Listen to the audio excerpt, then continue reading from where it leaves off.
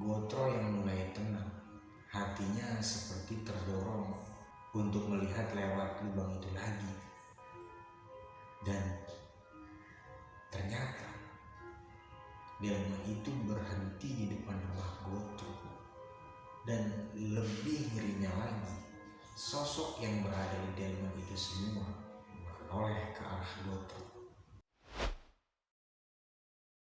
Halo sobat horor, gimana kabarnya? Sehat? Semoga kalian semua selalu dalam lindungannya. Pada kesempatan kali ini, gue mau melanjutkan cerita yang kemarin, yaitu yang berjudul Kantil dari Agil Saputra. Dan ini part yang kedua. Gue saranin bagi kalian yang belum nonton part 1-nya, sebaiknya tonton dulu lah di part 1-nya, ada di sini. Oke? Dan terima kasih banyak buat Mas Agil Saputra sudah mengizinkan saya membawakan cerita ini. Jangan lupa nih buat kalian yang mau lihat atau mau baca versi tulisannya, kalian bisa cek langsung aja, mampir di Twitternya @Agil Saputra. Link ada di deskripsi video di bawah ini. Oke, sebelum lanjut ke ceritanya, bagi kalian yang baru mampir atau belum bergabung ke channel ini, ayo subscribe sekarang ke channel ini agar kalian tidak ketinggalan cerita horor dari gue selanjutnya. Oke? Udah, gak usah lama-lama, kita langsung saja mulai. Inilah ceritanya. Hantu kantil ini berkeliling dengan delmannya bersama kusirnya juga yang tercongkel matanya. Konon kemunculannya akan ditandai dulu dengan wangi bunga kantil yang sangat menyengat. Kemudian lewatlah sang kantil dan kusirnya dengan delmannya, dan akan berhenti bila ada yang melihatnya menoleh dengan mata tercongkel dan darah keluar dari lubang matanya itu. Pasca kemerdekaan di antara kurun waktu 1950 sampai dengan 1965, wilayah Pasar Wage yang mana dahulu menjadi tempat kantin berjualan bunga sudah dipugar dan dipindahkan ke tempat yang tak begitu jauh dari situ. Tujuannya agar lebih strategis. Namun, kepindahannya itu justru menjadi lokasi Pasar Wage lebih dekat, bahkan sangat dekat dengan TKP di mana tragedi perampokan itu dulu terjadi. Temanggung 1965. Sekira sudah 25 tahun berlalu terhitung dari tragedi kantil itu terjadi.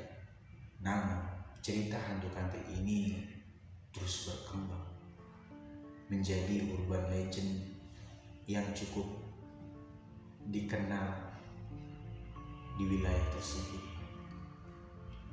Sebagian orang menyebut setan dokar, atau bisa dibilang setan delman. Mungkin karena setiap kemunculannya selalu dengan dokar atau delman. Entah kenapa setelah Pasar Wage dipindahkan, urban legend kantil ini yang tadinya biasa jadi seperti hidup lagi dengan gangguan yang lebih sering. Musim tembakau tahun 65, Mbah Gotro kala itu masih remaja, usianya sekitar 25 tahunan. Malam itu menjadi tak biasa. Pasalnya Jumat Wage, lalu ada warga yang bersumpah telah melihat setan dokar. Dan kebetulan hari itu adalah hari Wage. Gotro yang biasa ngerajak tembakau hingga menjelang pagi, tapi malam itu Gotro memutuskan untuk berhenti di sekitar jam 11. Suasana desa lumayan mencekam setelah kesaksian itu. Pasalnya desa tempat Gotro tinggal adalah desa yang paling dekat dengan Pasar Wage. Sebenarnya Gotro masih kurang yakin dengan isu setan dokar itu. Tapi tetap saja dia takut. Warga pun yang rata-rata petani tembakau terlihat semua menghentikan aktivitasnya sebelum tengah malam. Tapi Gotro tidak bisa tidur malam itu. Sekira pukul jam 12 malam, dia pun memutuskan untuk melanjutkan aktivitasnya. Tapi di dalam rumah sambil ngopi dan menyesap rokok, Gotro memilah-milah daun tembakau, menatanya untuk kemudian dirajang. Tak terasa sudah hampir jam 2 pagi dan Gotro menghentikan aktivitasnya. Tapi Gotro tetap saja belum merasa ngantuk. Dibuatlah kopi 1 gelas lagi.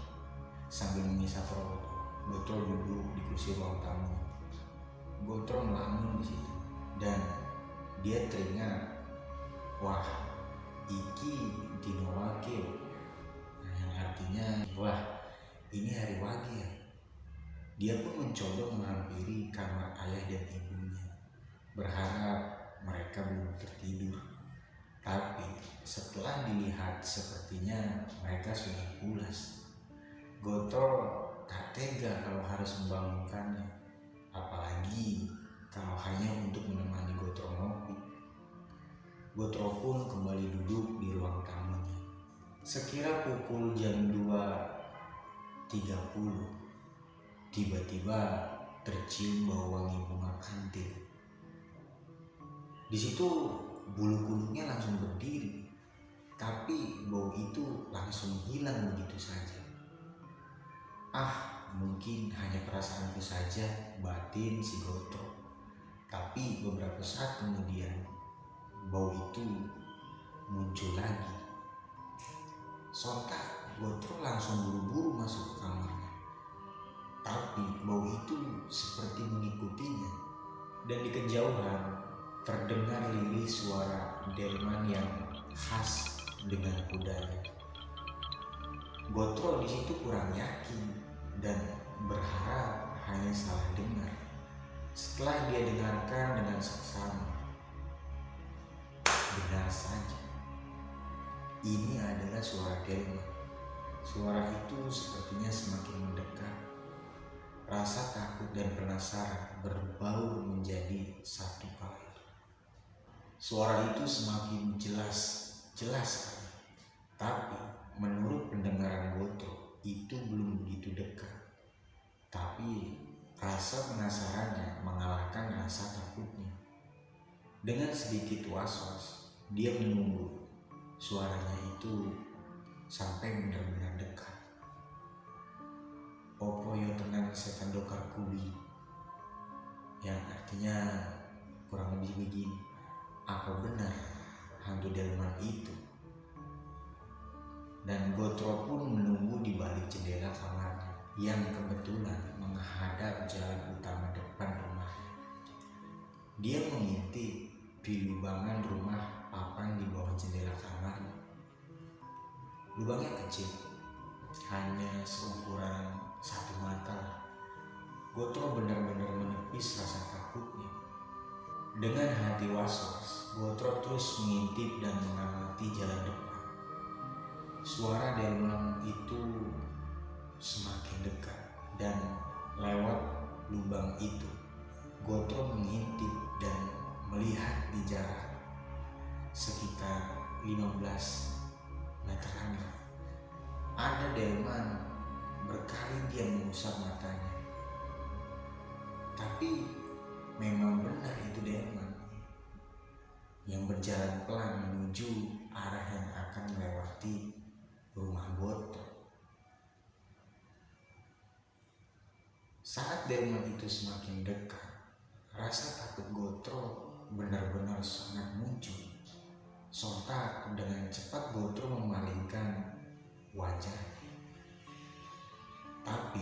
suara itu semakin jelas. Dan saat suara delman itu benar-benar dekat, tiba-tiba saja suara itu menghilang. Suasana menjadi sepi, tapi Gotro yang kehabisan nyali tetap enggan kembali mengintip lewat lubang itu. Perasaannya campur aduk. Dia bersimpuh di lantai sembari menenangkan diri. Suara delman itu sudah hilang sedari tadi. Gotro yang mulai tenang, hatinya seperti terdorong untuk melihat lewat lubang itu lagi. Dan ternyata delman itu berhenti di depan rumah Gotro. Dan lebih ngerinya lagi, sosok yang berada di delman itu semua menoleh ke arah Gotro. Seakan-akan tahu kalau mereka sedang diintip dari lubang itu. Gotro terperanjat dari posisinya dan tak bisa sadarkan diri. Oke teman-teman, gimana tuh tadi ceritanya? Tulis di kolom komentar bawah ya. Sebelum berpamitan, saya ingatkan lagi nih sekali lagi. Bagi yang belum bergabung, ayo subscribe sekarang ke channel ini dan like buat yang suka, dislike buat yang tidak suka. Jangan lupa nyalakan loncengnya agar kalian tidak ketinggalan cerita horor kantil di part selanjutnya. Terima kasih.